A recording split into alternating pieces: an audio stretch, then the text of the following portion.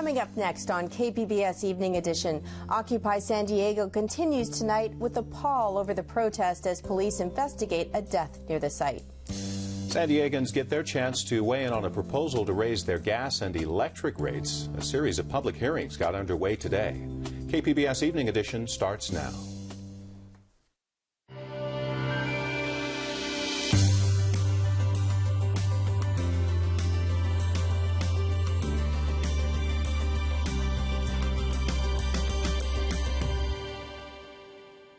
Hello, thanks for joining us. I'm Joanne Farian. And I'm Dwane Brown.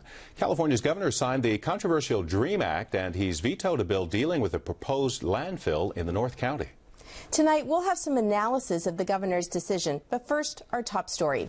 San Diego police are investigating an apparent suicide near the site of Occupy San Diego. Officers say the man jumped from the 8th floor of a parking garage near City Hall. The protest has been going on nearby at Civic Center Plaza. Police say the man was not connected to Occupy San Diego, but on their website, protest organizers say he is one of the 99%, which is a slogan they use to identify themselves. They plan a candlelight vigil for him tonight. Now, the Occupy San Diego movement has taken up residence near City Hall for the past few days with no plans to move. The loosely organized protest seeks to draw attention to what they call greedy corporations and banks, who they claim have infiltrated our political system. We are here in the Civic Center Plaza next to San Diego City Hall downtown. This is where the Occupy San Diego movement has set up shop indefinitely. This city worker says he supports the protests, and he's never seen this kind of peaceful dialogue between people from varying backgrounds. Right-wing Tea Party folks having to answer to these young activist gay kids. Folks that are, hardcore socialists trying to answer to these young entrepreneur kids who just feel they don't want to be part of a corporate system. The reason why this message is not all consolidated is because nobody's figured out what unifies this country. We have not come up with where we will, start to make actionable items, but that will come. It will come. And right now, we're all getting used to consensus building because it's completely different. If you remember the 2000 elections, there was a lot of people unhappy because it was very slim margin of victory on that. We do recognize that they're down here and they're exercising their First Amendment right. However, there is a violation of anyone who erects a tent in a public location. And at this point, we've been working closely with them. We've somewhat been tolerating that, but we're going to continue to work with them. Police say about 1,500 people participated in the first protest on Friday. The numbers have dwindled to about 160 people in the Civic Center Plaza. San Diego gas and electric customers are getting a chance to weigh in on the utilities' request for a $1 billion-plus rate hike. The California Public Utilities Commission is holding public hearings around San Diego County this week. KPBS business reporter Eric Anderson joins us. Eric, why are the hearings being held this week? Well, the Public Utilities Commission is looking for some input on a pretty large rate hike increase for San Diego Gas and Electric.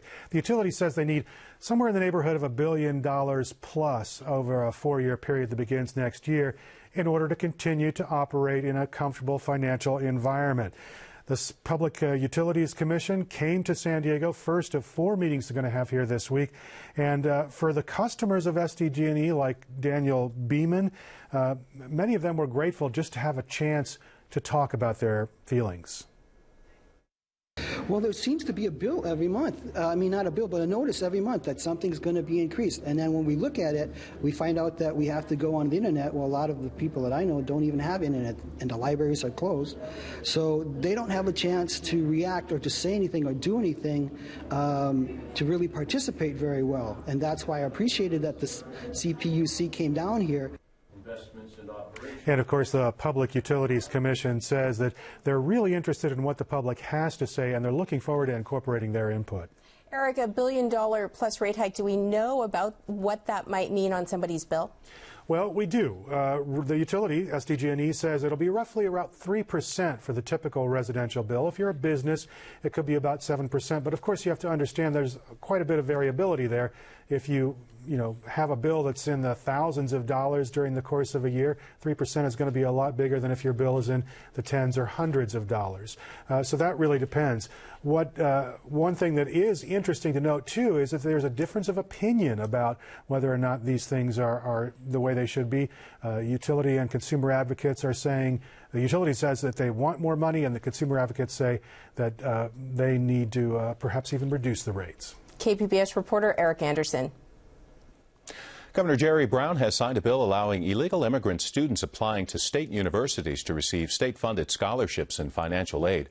Under the California DREAM Act, immigrant students would have to meet the same requirements as other students.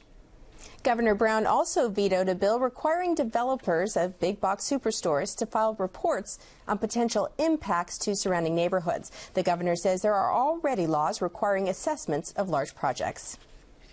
The governor has also vetoed a bill. It would have halted construction of the Gregory Canyon landfill. The landfill is planned to be built off Interstate 15 near Highway 76. Voters have approved the project twice, but it's been opposed by neighbors worried about traffic, environmentalists who are worried about the watershed, and Native American groups who say the location is sacred. As you just heard, California Governor Jerry Brown was a busy man over the weekend, clearing his desk of nearly 200 bills. Coming up, the analysis. But first, here's a closer look at some of those bills passed and vetoed. This year, the governor was presented with 889 bills. He signed 760, vetoed 128, and one passed without his signature. Of those that did pass, the DREAM Act is among the most controversial, allowing undocumented college students to be eligible for state financial aid. Brown also signed bills making it illegal to openly carry handguns and prohibiting police from impounding vehicles of most unlicensed drivers. Minors can get vaccinated for the human papillomavirus without their parents' consent, but they can't use a tanning bed until they're 18. Brown vetoed bills that would have required impact studies for big box stores and would have stopped the development of the Gregory Canyon landfill.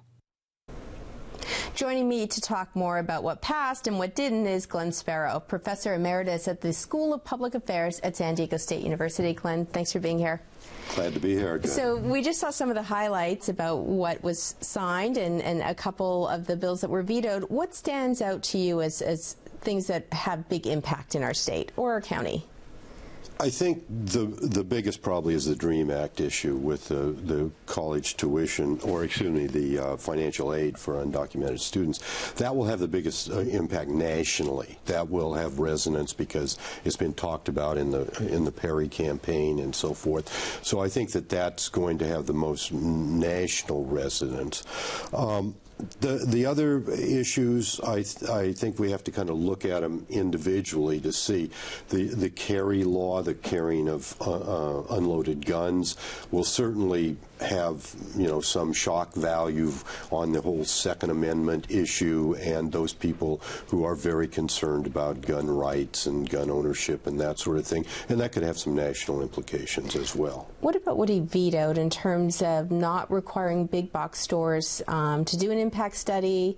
What does that say to you in terms of where this governor is coming from?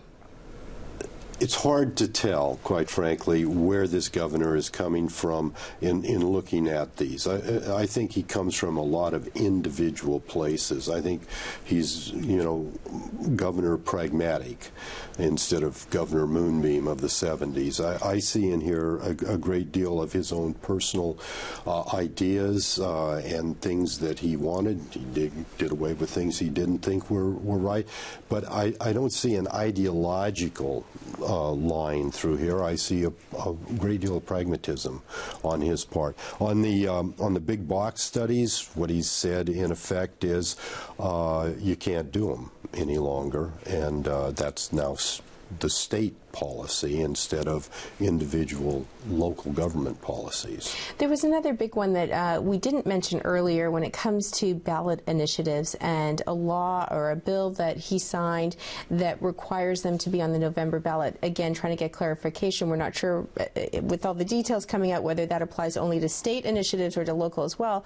What kind of impact would that have? Well, he shifted initiatives to only the general election ballot, which is in November in California, and that means that it'll free up the June ballot, obviously, or the primary ballot, but it will put a big burden upon the November ballot. When you have a larger turnout, that's his argument, that more people will be involved in that. But there's also a tendency for more confusion as well, and people, when they begin to see all those ballot measures, just get very tired. There's a great deal of tiredness that comes from having to deal with all those, and they begin to say no to them. Interesting, actually, today is the 100-year anniversary of the ballot initiative, and coming up we're going to be speaking to someone about that, so it's an interesting day to be talking about this. Right. Now let's talk a little bit about he also vetoed a number of bills. I remember weeks ago when he vetoed a bill that actually would have required minors to wear helmets on ski slopes, and he said not every social problem needs a law. So he's also very free to sort of come out and say, no, I don't want this, I don't think this is a good idea. What about his veto rate? Well, first of all, he's a 70-year-old person, 70 plus. This is his last political office. He can be free to do and act as he sees fit. I mean, that's the freedom, I guess, that you have at this age when you're not moving on. And not going to run again. Perhaps, or even if you run again, you run for the same office. The veto rate, interesting, the figures I have show that his veto rate this year was 14.3%, which doesn't seem extremely high to me. He's not getting rid of a lot of things, but at the same time, there were under 900 bills, and usually we go well over 1,000 bills, so he had fewer to veto. So, and interestingly, his predecessor, Governor Schwarzenegger, vetoed something like 27% in 2010 under the same set of circumstances. Some of these bills really distinguish whether or not communities or counties are in control of making their own laws or whether the state sort of steps into that process. So looking at what the governor has agreed to sign or not sign, where does the government stand on that? Local control or not local control? If there's one thing that I see coming out of these signatures in his first term, there's a diminishment of home rule. Home rule is the idea of local governments making decisions. Now, states control local governments. Local governments, as we say, are creatures of the state. So the state can tell them what to do, but there's always been a strong home rule concept in California that cities and counties have a great deal of flexibility. But if you look over what he has done in the last few weeks, the LA Stadium issue, which has said we're going to speed up the environmental issues, the circumcision issue, the fact that he's reduced the ability of local governments to declare bankruptcy. The big box thing even takes away from local governments the ability to do local or big box issues. The open carry. That was a local ability. They could ban it or license it or whatever. Another one, this is a few weeks back, the project labor agreements. He has taken from local governments, or certainly restricted local governments' ability to deal with that. So I think if there's an overall theme, it's that local governments and home rule has been diminished by this governor. We're going to have to leave it there. I just want to quickly add for our audience, our producer tells us that the initiative bill applies only to state initiatives and not local initiatives. That's why we didn't put it in there. Exactly. Glenn Sparrow, thank you so much for being here. Sure. Glad to be here. If someone lent you $250, what would you do with it? In a moment, we'll meet a San Diego woman who used such a loan to build a successful business. The story from our Biz Tech Desk as KPBS Evening Edition continues.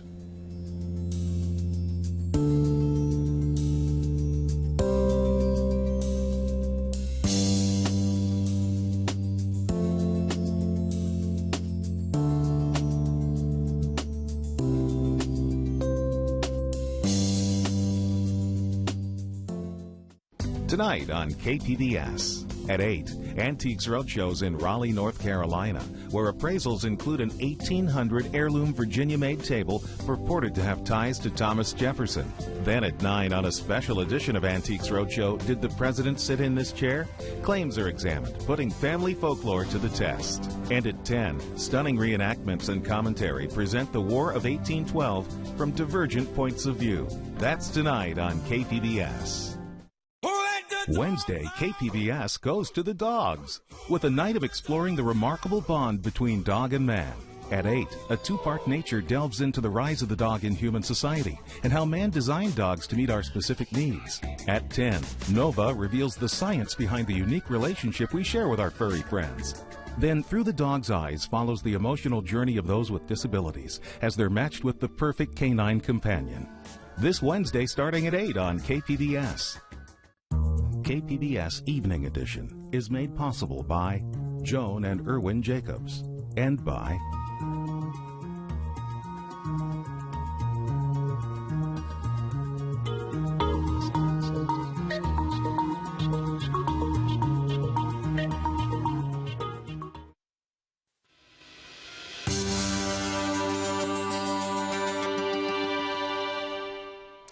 Last week, we brought you the story of an organization in San Diego that helps women set up small businesses with microloans. Tonight, KPBS reporter Katie Orr has a profile of a woman who used a small loan to become successful in a niche market. If someone loaned you $250, what would you do with it? Carlsbad resident Angela Maui used it to start her now flourishing business. My business is called Angel Green Baby Products, and I specialize in organic products made of soy fiber, organic cotton, and bamboo. Maui was inspired to start making her clothes after her now 5-year-old son was born with sensitive skin. She found the clothes available for him were expensive and limited, so she decided to start making her own. Having a background in knitting and sewing, I decided to start making clothes for him, and 2 years ago, when I was laid off, I ventured more into my business. Through the internet, Maui eventually connected with the Foundation for Women. Through it, she was able to take business classes, network with other women, and receive a microloan to help her get started. My first loan was $250, and with that loan I was able to buy supplies and some of the materials I needed to start off my business. Then from there I was able to sell them in some of the bazaars Foundation for Women hold for us and some of the events in San Diego, and the money I made from that I reinvested in my business. Those investments have led her here to the Leaping Lotus in Solana Beach. Maui rents space in the building to showcase her products. The store's executive director, Cindy Cruz, says Maui's items have been so successful, she's thinking about expanding her space. Her business that she has is kind of unique because she offers organic children's clothing, which is really a hot commodity right now. People come in here all the time looking for things like that. Maui's success and that of other microloan recipients has inspired John Lundblad. He's with the City of Oceanside's Neighborhood Services Department. He says encouraging microloan programs is good for everyone. It begins by benefiting the individual woman and her family, but also whenever you do anything like that, it helps to stabilize a community. It also means that overall the economic level of the community is going to rise. For Maui, there have been benefits in all areas of her life. She says she feels more confident and more empowered, and she sees her business continuing to grow. I want my own store so that I can expand, because this is just the beginning. I want to have a complete line of baby products from the crib to the nursery. That was KPBS reporter Katie Orr. For a link to more information on the Foundation for Women, visit our website, kpbs.org.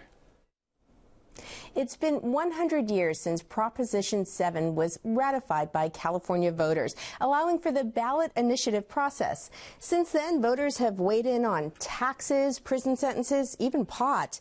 Today, we look at the pros and cons of the initiative process, and joining me is Glenn Smith, professor of law at California Western School of Law. Glenn, thanks for being here. My pleasure.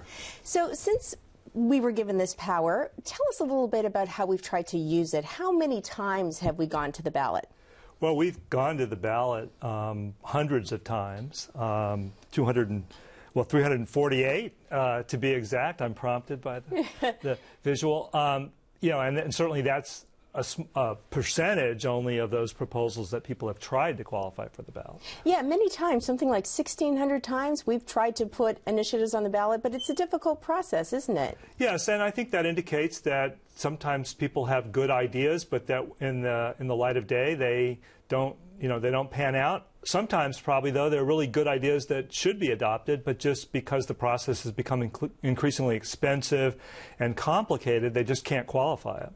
Now, let's talk a little bit about some of the propositions that did pass. We know Prop 13 is a big one. Remind us about Prop 13. Well, it started off as a voter tax revolt, but I think the more enduring relevance today is the requirement that the legislature has to pass budgets by a 2/3 vote and taxes. So you have a huge incentive for a minority to dig in their heels and not cooperate until they get concessions. And so it affects the whole budget dynamics. So we can list for our audience a couple others that have been really big. In 1994, the Three Strikes Law, Prop 215, of course, legalizing medical marijuana. That's a big one right now, we know. And then Prop 8 in 2008. Tied up in litigation now. Exactly. And all of these have generated dozens of high-profile and expensive court cases, sometimes about whether they're constitutional, but more often about what they mean.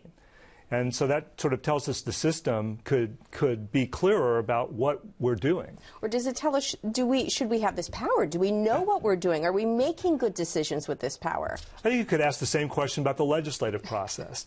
But I guess I'm a little bit practical, whether it's good or bad, or if we could rethink it completely. The Californians like having this process around, and so it's not going anywhere.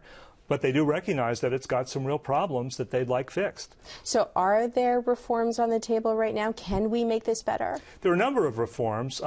Most of them don't address what I regard as the key issue, which is deliberation, giving more information to voters and giving them a process where knowledgeable experts can bat around the pros and cons so that by the time they get to the ballot box, they really are informed, or the people they look to for cues are more informed. And so we don't have unintended consequences or look back on an initiative and go, wow, what were we thinking? Well, how do you do that? Right now it seems dominated by these, 20-second, 30-second sound bites, commercials. So how do you change that and give people better information? I think what you have to do is borrow from the legislative process and from the administrative process, where what you have is before you have public hearings about bills, people come in and talk about the pros and cons. And even before that, the proponent of the bill has to provide a document that's more than 500 words in the ballot pamphlet that explains what their intention is and what laws are they going to change, which ones don't they change, how big or narrow an impact do they plan to have. And do you see, is that something that's actually on the table right now, those kinds of changes? Well, I have a proposal that I've worked on with some students, and we're going to have a long, extensive article describing it. But there's other good government groups that have pieces of that proposal as well. There's a lot of proposals out there. What we need is to break through this political logjam that sees any reform of the process as an attack on it. I think if we focus on deliberation, we can substantively and politically communicate that we're accepting the process. We're just trying to make it better for voters so they can really exercise their democratic birthright. Glenn Smith, California Western School of Law professor, thank you so much for being here. My pleasure. Thank you. We'll recap some of our top stories in just a moment. And we've got a follow-up to last week's news of a crackdown on medical marijuana dispensaries in California. That's coming up in the public square.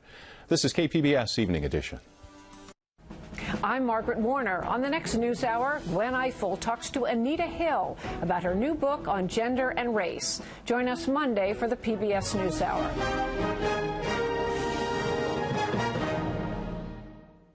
Hi, I'm Elsa Sevilla. If you find yourself hearing about a great program on KPBS after it's already aired, we have a solution. Get notified about your favorite TV programs on KPBS before they air by subscribing to the TV Highlights email alert. This daily email will feature the best programs coming up right here on KPBS TV, so you can make a date to tune in or plan to record it. It's easy to register. Just go to kpbs.org/alerts. The American people have named PBS the most trusted source of news and public affairs. For the 8th year in a row. Trust. The American people have spoken. Thank you.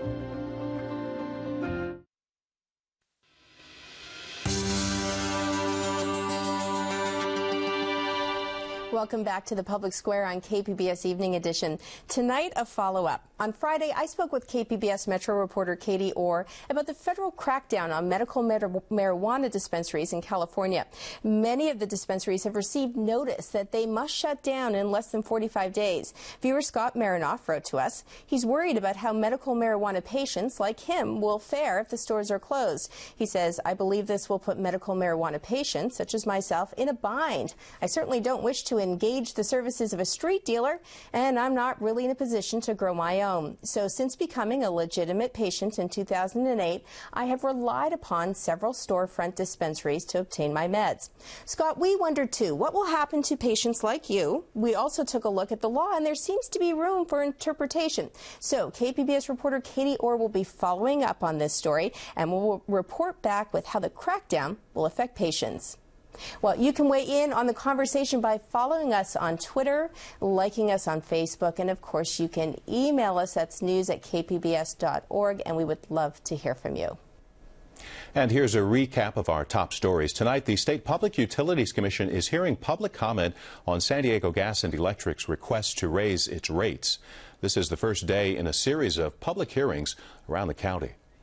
Governor Jerry Brown has signed the California DREAM Act. It would allow illegal immigrant college students to apply for public financial aid after legal students have already applied. And the governor has vetoed a bill to stop the Gregory Canyon landfill in the North County. He also vetoed a bill. It would require big box retailers to file neighborhood impact reports before building new stores. You can watch and comment on any of the stories you saw tonight on our website, kpbs.org/evening edition. Thanks for joining us. Have a great evening, and we'll leave you with a look at the forecast. Good night.